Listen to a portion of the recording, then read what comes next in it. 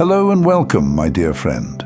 There's a sound to this moment, faint but precise, like a key finally turning in a lock you've carried for years. You hear it before you see what opens. Your chest loosens, your breath lands. You're not imagining it. Redemption Day is near, not as an idea you hope for, but as a reality edging into your day from every ordinary angle. Almost nothing around you has changed. You have.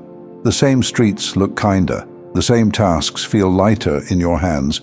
It's the difference between pushing a door and feeling it push back. Then one day, it doesn't. And in that quiet shift, something sacred is revealed. The marks you carry are not proof of failure. They're proof of effort. Proof that you kept reaching for meaning even when it hurt to stretch that far. That you searched for God's voice in rooms where silence was the only sound.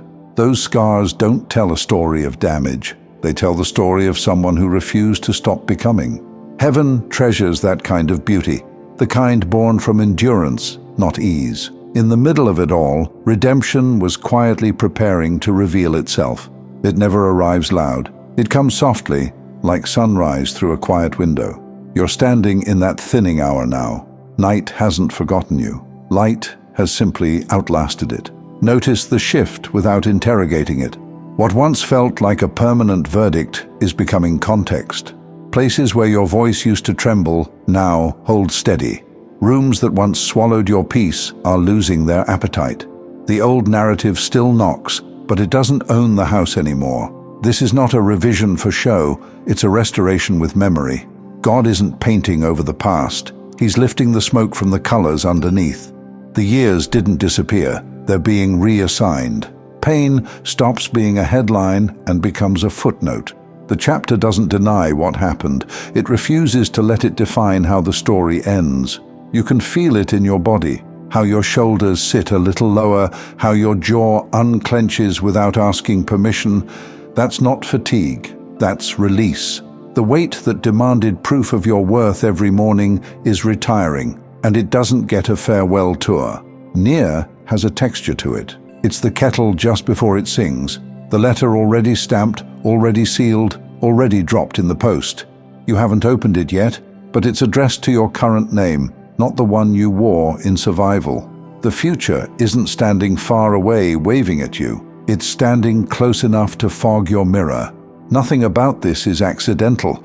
Quiet goodness is organized. Heaven has been setting tables while you were still washing your hands. The timing isn't late. It's accurate. Earlier, the blessing would have been decoration. Now, it's equipment.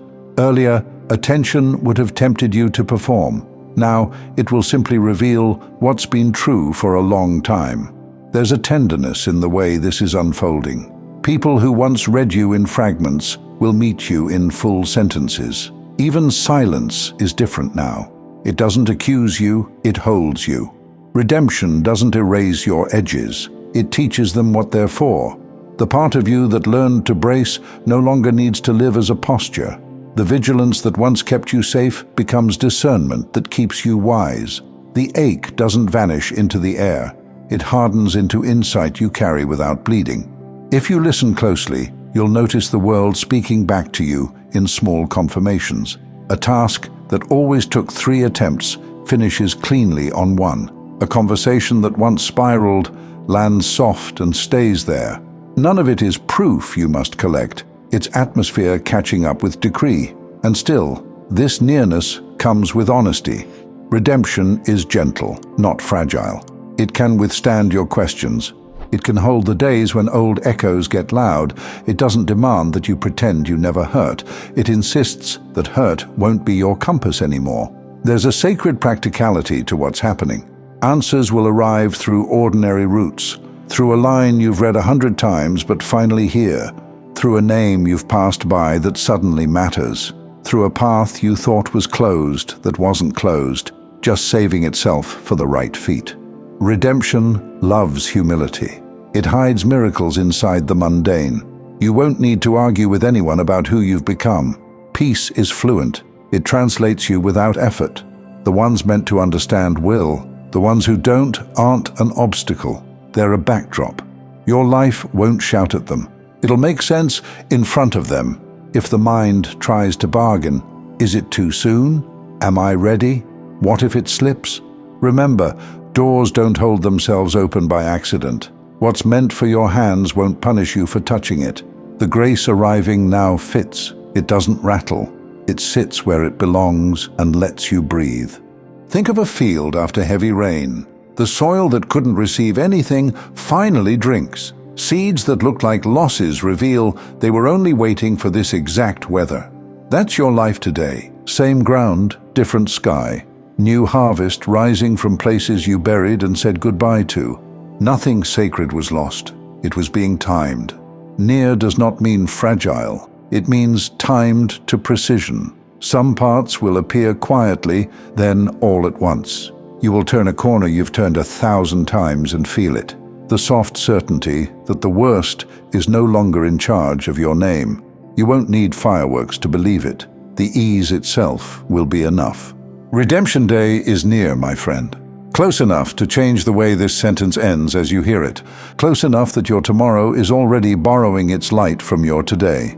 Close enough that you can touch it without gripping, receive it without defending, walk in it without announcing. You know, redemption has a way of being misunderstood. People imagine it as a clean slate, painless, polished, free of memory.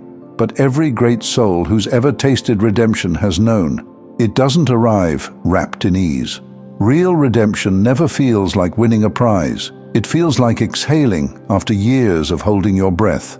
It's not the absence of struggle, it's the redefinition of it. The painter's masterpiece is born from smudges. The runner's victory is carved into tired legs. The healed heart still carries the outline of what it survived. That's how you know it's real. It doesn't sparkle, it breathes. See, your redemption isn't narrating a perfect life. It's narrating a true one. The kind where grace and grit share the same page. Where the scar isn't edited out, but transformed into evidence that healing works.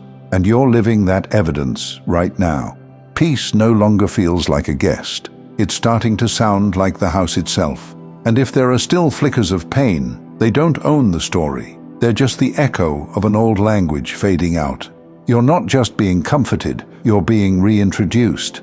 The version of you that thought endurance was your only identity is meeting the one who remembers joy without guilt. You're realizing that redemption doesn't erase history, it redeems how you carry it. What once made you flinch now makes you wise. What once kept you silent now teaches you how to speak with precision, not apology. It's happening now, not tomorrow. Not when everything feels secure again. Now, inside the half-quiet moments where your breath sinks with something larger than anxiety. If you listen, you'll sense how God timed this unveiling with holy accuracy. He waited until the noise in your spirit softened enough to hear him clearly, until success no longer meant validation and solitude no longer felt like punishment, until your hands could hold blessing without shaking from the memory of scarcity. That's why redemption always comes dressed in calm, because only calm can hold what chaos was never meant to handle. And I know, it might still feel strange to trust peace after years of preparation for pain. It's a kind of spiritual vertigo, isn't it? To stand on ground that doesn't crumble and still brace for impact. But the truth is, the impact already happened. You survived it. Now you're standing in the afterglow of endurance, and heaven is calling that arrival. Look how you respond differently now. The same words that used to ignite fear barely register. The same uncertainty that once paralyzed you feels almost manageable. You no longer beg for signs, you recognize them mid-breath. You no longer chase closure, you outgrew the need for it. That's redemption, quiet evolution hiding in plain sight. And soon, what's shifting privately will mirror publicly. The places that once ignored you will start to echo your name. The opportunities that once bypassed you will circle back, not as pity, but as purpose. This time, you won't have to contort yourself to fit them. They'll arrive shaped to the outline of who you've become. Don't call this luck. Call it completion. Call it the exact hour heaven decided to reveal what was being built in silence. Your alignment finally caught up with its evidence, and it will keep unfolding like this moment by moment, proof by proof, until you can no longer separate miracle from routine. So if your body trembles some mornings, don't mistake it for weakness. It's just release. Muscles learning they don't have to guard the gates anymore. Spirit learning that vigilance can rest without vanishing. Heart learning that softness isn't a liability, it's a language heaven speaks fluently. You've waited long enough for the dramatic sign. This is better. This is God proving that redemption doesn't need spectacle when it's this real. It shows up in your laugh sounding lighter, in your sleep coming easier, in your trust feeling like muscle memory instead of miracle.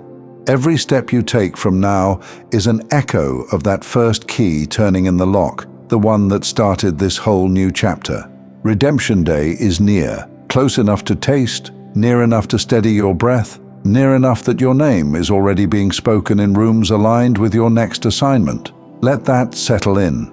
You don't have to reach for what's already reaching back, because this is what divine timing feels like when it finally lands. The quiet knowing that you were never behind. You were just being saved for last. And the last is always the moment heaven pours the fullest cup. As we close, I want to invite you to my second channel. It's filled with peaceful ambient music, created for moments when you need calm, stillness, or gentle focus. You can tap the playlist on your screen, and I'd be grateful to have you join me there.